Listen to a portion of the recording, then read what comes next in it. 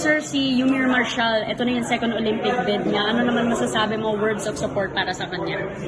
Una at support tayo kay Marshall dahil yan ay karangalan ng ating bansa na may makapag-participate doon sa Olympics.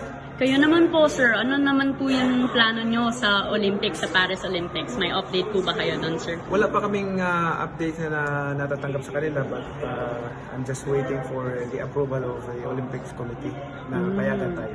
When are you expecting the approval, sir? May date na po ba? Wala pa. I'm just waiting for this approval. And in terms of plano nyo for future fights, sir, kasi may narinig din kami na future Mayweather fight. Is this possible in the works?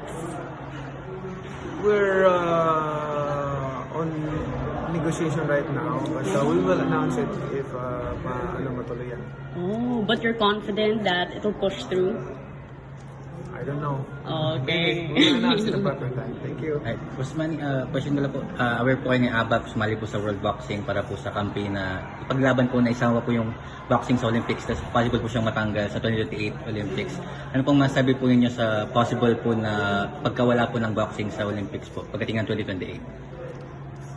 Hindi, ano na itong boxing institution na mula pa noon, matagal na itong sports itong boxing. So, mahirapan siguro matanggal yun, no? Ang boxing. Kaya, since yung ABAP po, part na po ng campaign ng World Boxing Organization for this campaign po, kayo po, as first Filipino boxing icon, nagkaplano po ba kayo ng mga moves para po mas strengthen pa po yung campaign ng ABAP po para ipaglaban po na manatili po yung boxing sa Olympics? Tutulong naman ako sa abot tayong makakaya kung ano may tulong ko para nandiyan palagi yung boxing sa Olympics. Thank you.